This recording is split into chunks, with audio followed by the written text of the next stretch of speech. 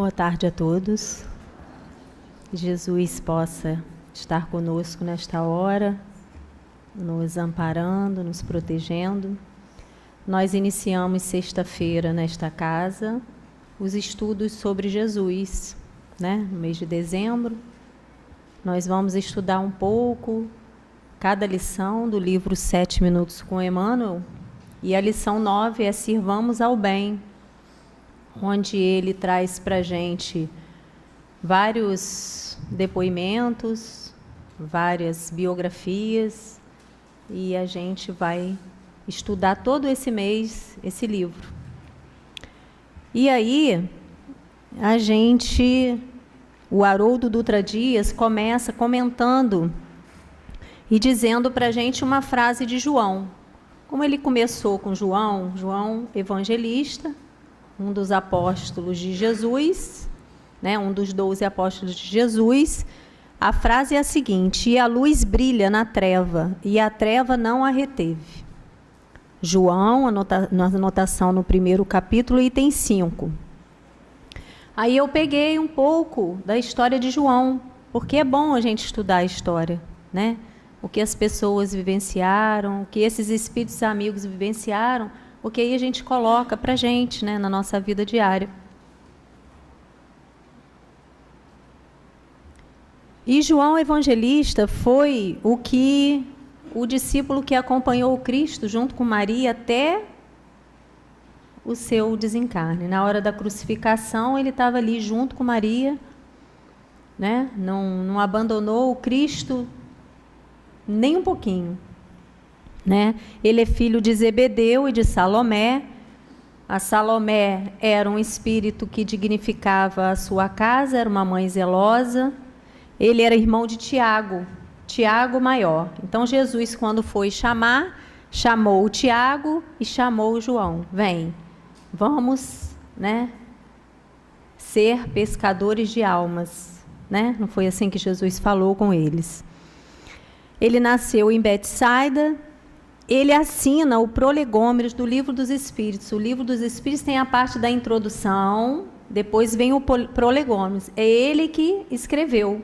Então, esse espírito que mais tarde vem à Terra como Francisco de Assis, é o mesmo espírito, assina no Prolegômenos do Livro dos Espíritos, dá a mensagem para a gente.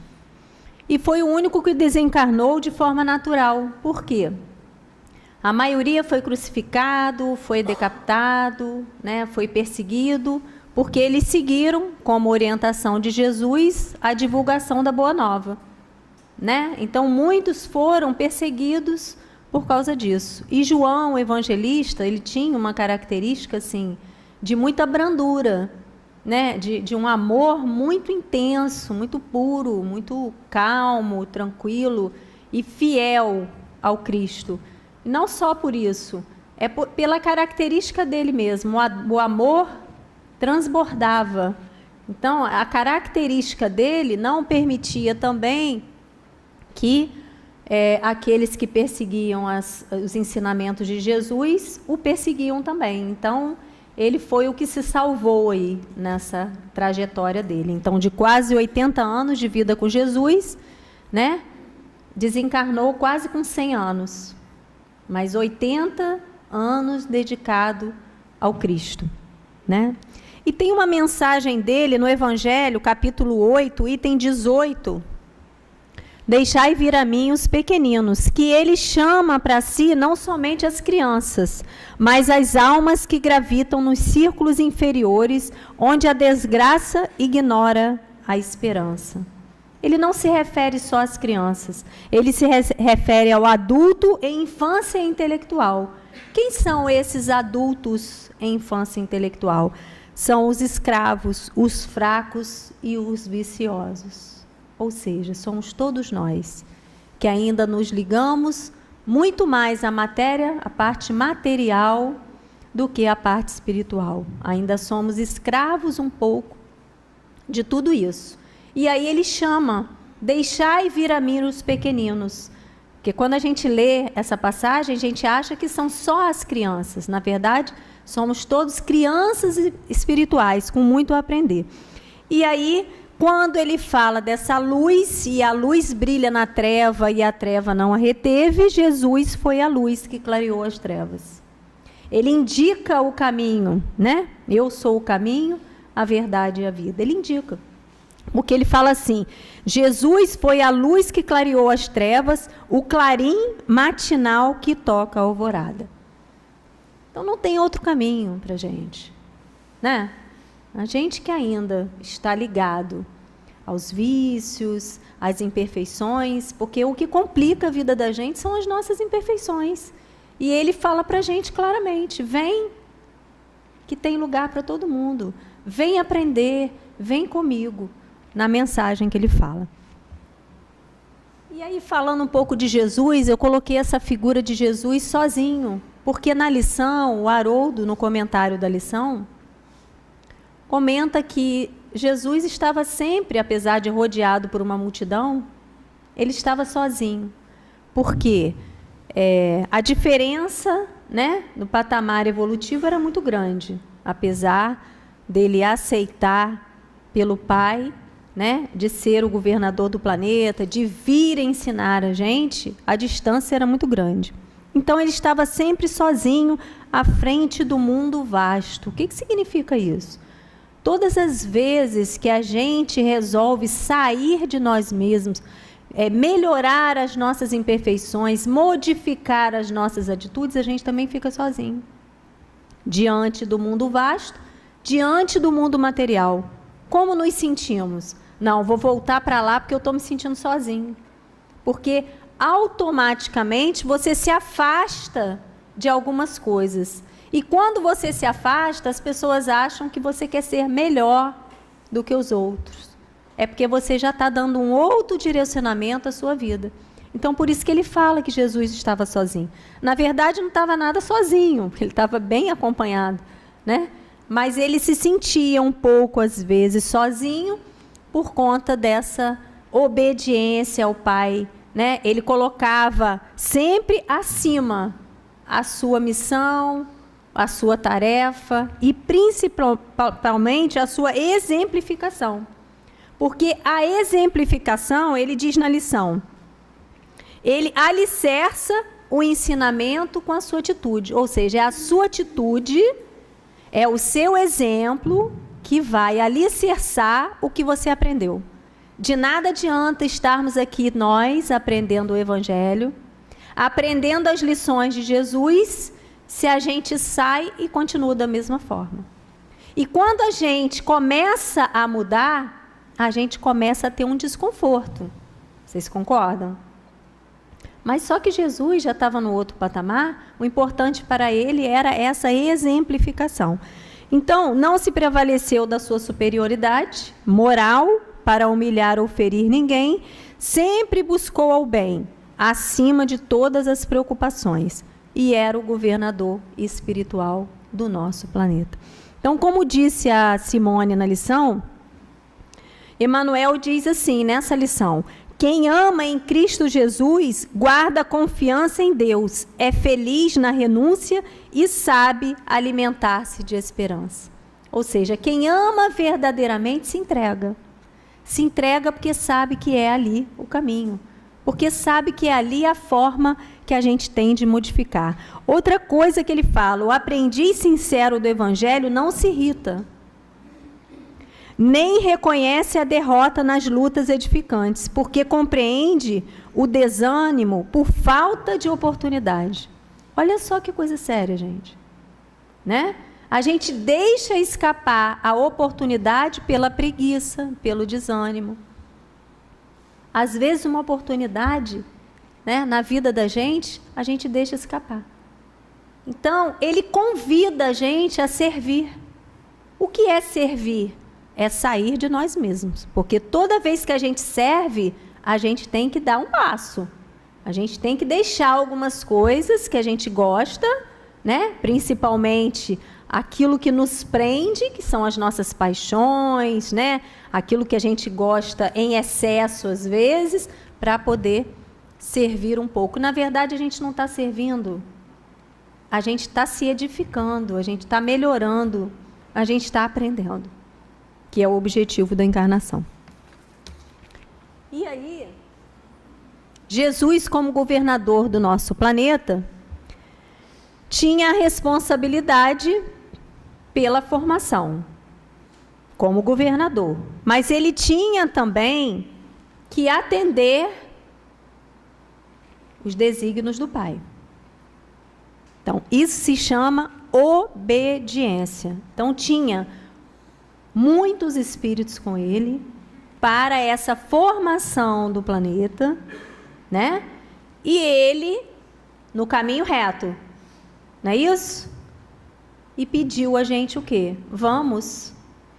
Então, porque a gente gosta muito, sabe de quê? De deixar as coisas por conta dos outros. Como Jesus é o governador do planeta, ele deve estar sabendo de tudo que está acontecendo. Com certeza. Né? Desde o início da formação do planeta, sabe de tudo. Mas não está por conta só dele a tarefa de colocar, de evoluir, de amplificar, de fazer tudo por conta de Jesus. Então, a gente precisa sair desse patamar de preguiça, de ociosidade, para ajudar na tarefa. Né? E aí a gente tem um monte de coisa, a gente alega que a gente... mas eu não sou como Jesus, né? Eu não tenho condições de fazer isso. Eu não... sei lá, eu não sou muito culto. A gente alega um monte de coisa. E não tem nada disso. Todos nós que aqui nos encontramos, podemos fazer, podemos ajudar, podemos servir. E aí, voltando à frase de João, que a luz brilha, resplandece na treva e a treva não a retém. Tem duas interpretações aí. Ou não a retém porque não aprendeu, ou seja, não vai conservar a luz porque a gente não aprendeu, ou porque não aprisionou a luz, não foi capaz de impedir a ação da luz. Ou seja, a ação da luz, ela vai. A gente compara a luz ao sol. O sol não deixa de iluminar nem o mais cantinho dos escuros lá. Ele entra, ele vai adentrando, sem pedir licença. Por quê? Porque vem de Deus, porque é criação de Deus. Então, ele não vai deixar de iluminar por conta disso ou por conta daquilo. Então, ele compara a gente, a ação da luz. E como é que a gente conserva essa luz? De nada adianta a luz adentrar se a gente não conserva. Como é que a gente conserva essa luz? Com o trabalho no bem. Por isso que ele convida a gente a servir o bem. Porque de nada adianta a luz adentrar e a gente não conservar, não reter. Né? E o trabalho no bem nos dá o crédito espiritual. Gente, isso é muito importante. Nas dificuldades da nossa vida, nas dificuldades que nós já passamos, nas dificuldades que nós estamos e nas dificuldades que podemos vir a passar, é muito importante o crédito espiritual para qualquer situação da nossa vida. E esse crédito espiritual é sustentado, é depositado na nossa conta, vamos colocar assim materialmente para a gente entender, com o serviço no bem. O que é o serviço no bem? É tudo que a gente faz. Todo o pensamento, todo o sentimento, mas principalmente toda a ação. Como fazia Jesus? Qual era a preocupação de Jesus? Jesus não estava preocupado que ele era o governador do planeta, que ele tinha autoridade moral. Ele não estava preocupado com nada disso. E também não estava preocupado com a reação das pessoas. Ele se protegia como? Como que Jesus se protegia? Porque ele andava nas ruas, né? Ele fazia o trabalho dele a tempo e a hora. Como é que ele se protegia? Com o trabalho no bem, orientando, ajudando, servindo e fazendo as coisas que tinha que fazer.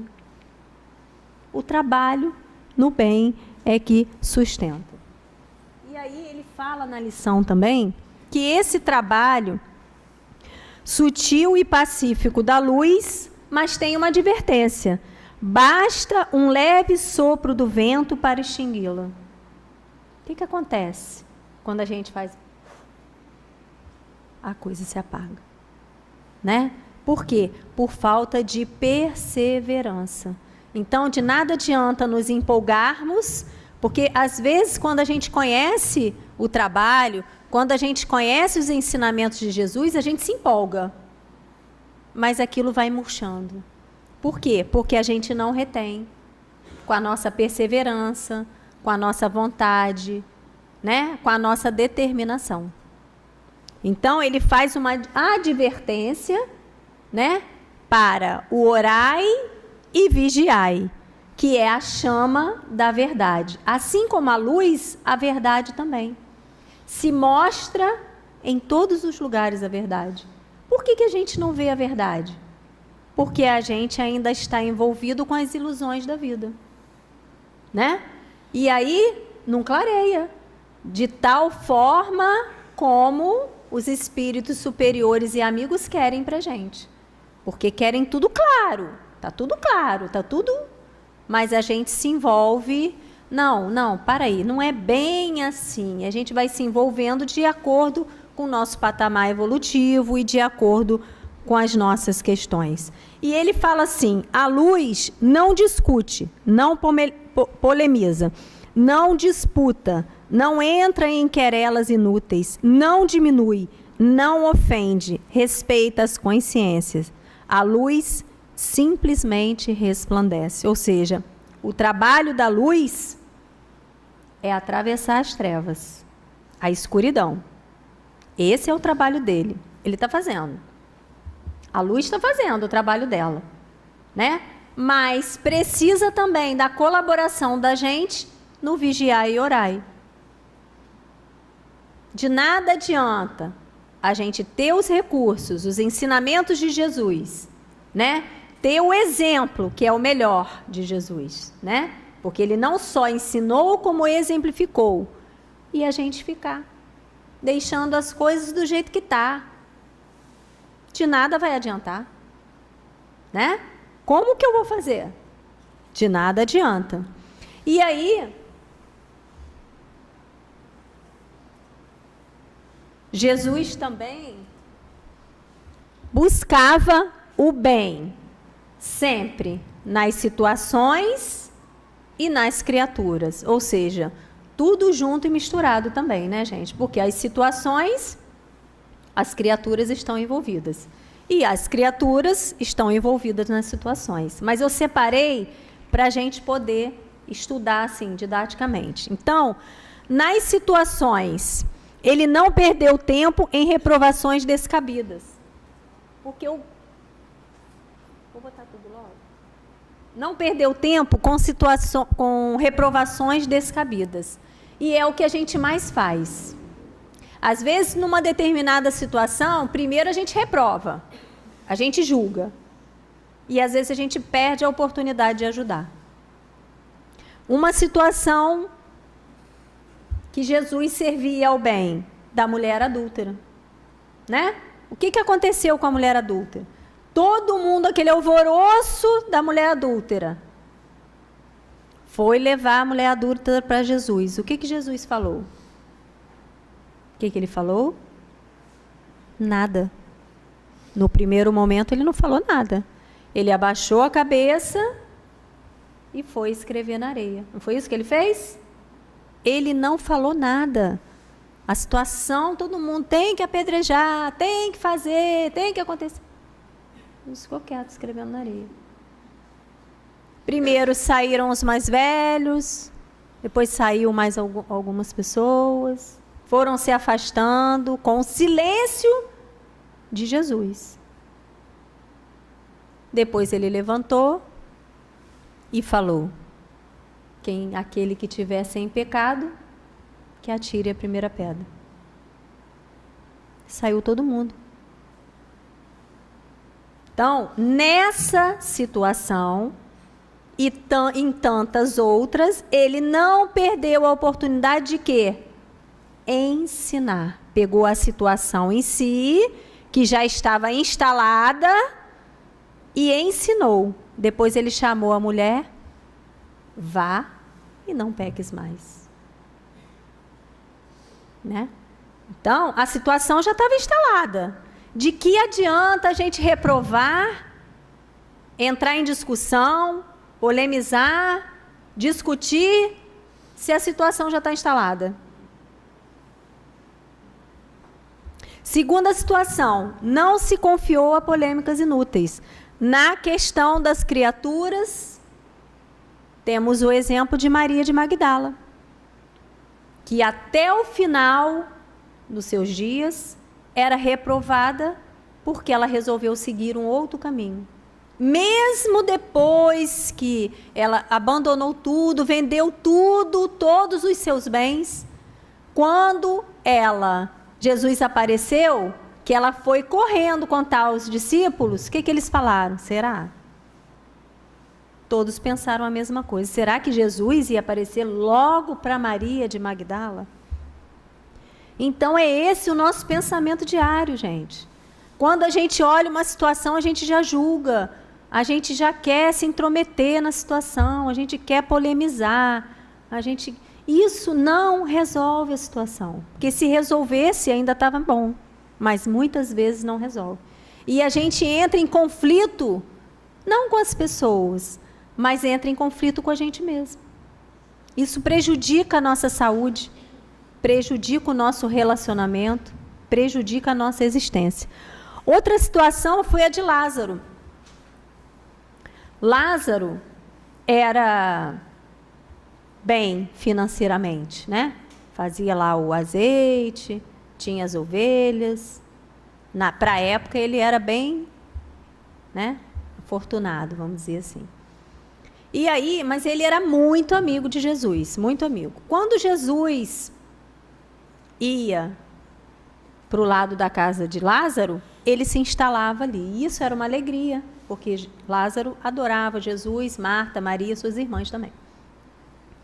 E sempre Jesus chegava, né? Se alimentava, dormia, descansava e não perdia a oportunidade, como sempre, de fazer os seus ensinamentos, de conversar sobre coisas que iam edificar. Não era isso que Jesus fazia?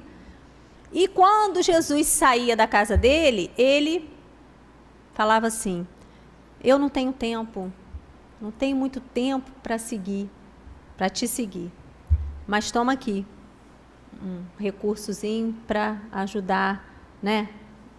Jesus andava por aí ajudando.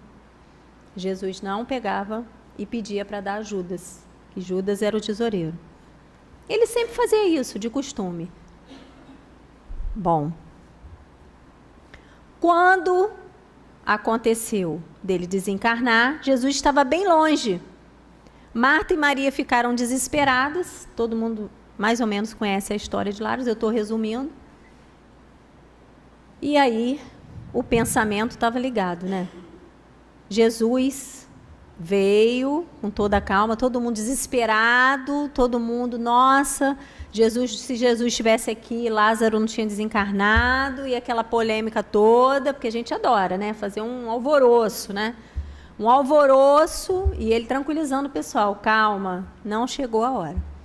Passado 4 dias, foi quando ele chegou, pediu para abrir a pedra, e com uma palavra: vem, Lázaro, vem para fora, porque agora você já está pronto. Porque antes ele ficava no desculpismo, vamos dizer assim, apesar de ser muito ligado a Jesus, ele ainda titubeava. Mas naquele momento de dor profunda, né, ele seguiu. Então, é isso que acontece com a gente. E que aconteceu com Jesus, e o exemplo maior nas situações, seja ela qual for. Paremos para pensar. O que eu vou ajudar nessa situação? Se eu falar, qual vai ser a reação de fulano assim, assim? Será que ele vai me ouvir? Porque a gente fala tanto para as pessoas não ouvem, e a gente fica incomodado com isso. Porque fulano tinha que me ouvir. porque sou eu que estou falando. Então, estou dando vazão a quem? Ao meu orgulho. Na verdade, eu quero que a pessoa ouça sim, com sinceridade. Mas também as coisas não são do jeito que a gente quer. E Jesus esperava o momento certo. E Jesus avaliava a situação. Ele não ia de ímpeto fazendo as coisas do jeito que a gente sempre... E aí ele convida a gente. Sirvamos ao bem, acima de tudo. Entretanto, evitemos discussões e agitações em que o mal possa expandir-se. Isso mexe com a gente, em que o mal possa expandir-se. Quando que deixamos o mal expandir? Vamos pensar, cada um de nós. Quando que a gente deixa esse mal tomar conta da vida da gente? Que a gente acha que é o outro, né? O de fora que está me fazendo mal. É sempre o de fora. E às vezes é o desencarnado, que não está dando para a gente ver, mas é o irmão que está fazendo, deixando esse mal expandir-se. Quando a gente polemiza tudo sem análise pelo prazer de criar confusão. A gente faz isso às vezes, né? Deixa eu ver o circo pegar fogo. Aí a gente vai, fomenta, ao invés da gente abrandar a coisa, a gente polemiza. Quando agimos com orgulho, né? Lá na lição de João, no Prolegômenos que eu falei, do Evangelho, aquele pedacinho do Evangelho que tem a uva, né? Ele fala assim: o orgulho e a ambição serão sempre uma barreira erguida entre o homem e Deus. São um véu lançado sobre as claridades celestes, e Deus não pode servir-se do cego para fazer perceptível a luz. Olha que coisa séria, gente. Está lá, no Livro dos Espíritos, né? Foi João, o evangelista, que escreveu. O que a gente faz? A gente coloca a barreira. A luz automaticamente vai adentrar, justamente pela característica da luz. Mas a barreira é muito grande. Nossa, em relação à missão. Então, a gente nunca pode. A gente sempre acha difícil, como disse a Márcia Celeste na última palestra, né? Tudo a gente acha difícil. E quando a gente está pronto, a gente fala assim, não, eu vou assim mesmo. Não foi isso que ela falou na última palestra? Do cego Bartimeu? Quando a gente está pronto, e quando a gente quer, e quando a gente tem vontade, quando a gente aciona o portão, tira a barreira do orgulho, aí a gente vai, né?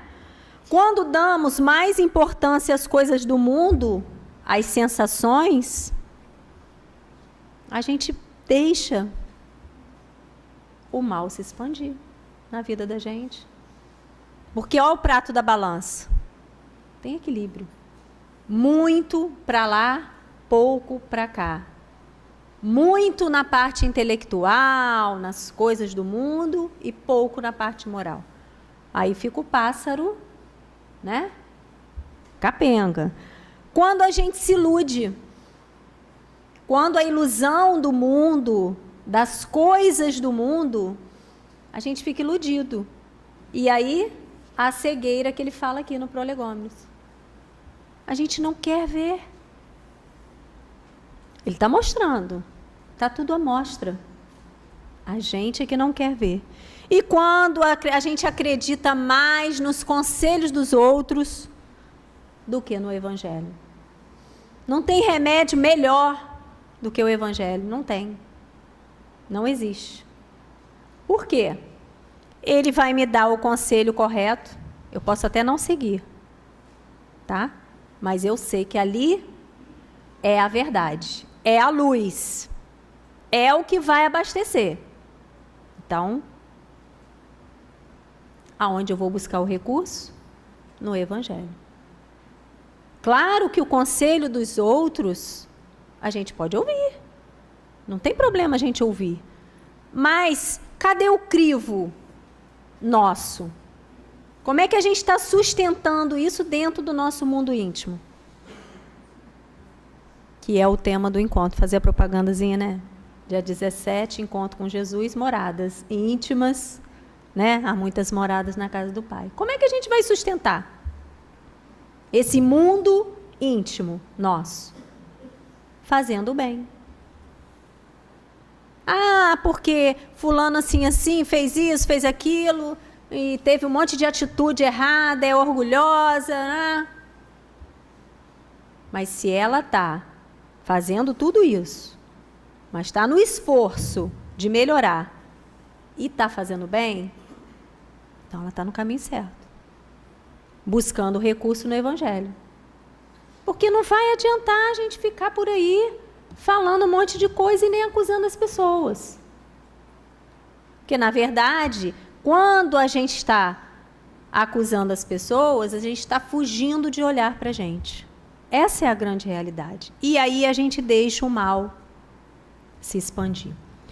Para terminar, a gente vai ler uma passagem do livro Ave Luz, que é o livro que tem a lição de todos os apóstolos. E eu peguei um pouquinho do que João Evangelista pergunta a Jesus sobre benfeitoria, no caso, benfeitor. E Jesus responde a João, lá na casa de Simão Pedro, porque tinham as reuniões lá, e eles perguntavam sobre as coisas, sobre os sentimentos.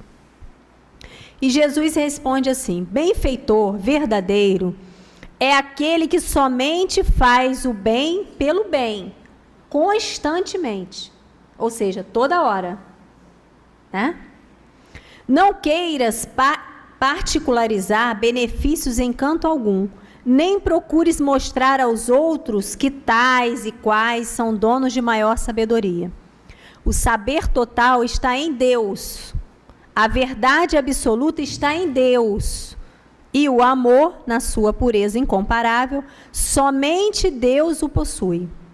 O que nos anima a todos na disseminação da Boa Nova é a força do Pai Celestial em tudo o que vemos, tocamos e sentimos. E ainda mais, são milhares de benfeitores que o Senhor colocou na terra, se assim podemos dizer, como estrelas dos céus. Ou seja, não estamos sozinhos, estamos amparados. Em cada parte brilha uma alma a sustentar o bem que vive eternamente. Se queres, meu filho, saber o significado de benfeitor, é este: aquele que entregou a vida para que a atmosfera do amor pudesse se espalhar pela terra toda. É o Espírito que tem o prazer de multiplicar os valores do coração e que a disciplina, inteligência, buscando nessa força da mente meios que a lógica induz ao verdadeiro aperfeiçoamento espiritual. É o homem que se dedica ao bem, não deixando as menores particularidades na sua execução, compreendendo que o Todo-Poderoso dá a mesma assistência, desde a ínfima parte criada nos mundos que circulam na criação. A maior expressão física que podes ver de Deus é o sol, que parece um de seus olhos a nos aquecer. E é bom que percebamos a sua magnanimidade em aquecer planícies, montanhas e mares, insetos e animais de maior porte, sementes do seio da terra e frondosas árvores, enriquecendo as águas com seus raios, dando vida a todos os tipos de peixes, desde o quase invisível às enormes baleias. O sol é um dos maiores benfeitores que a vida conhece, por indução de Deus.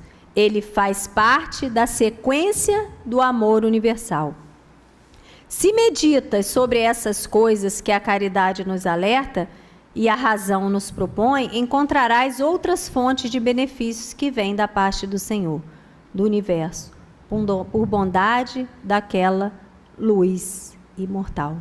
Então, que sejamos benfeitores nos nossos patamares evolutivos, mas que possamos encontrar a luz dentro de nós. Que Jesus nos abençoe.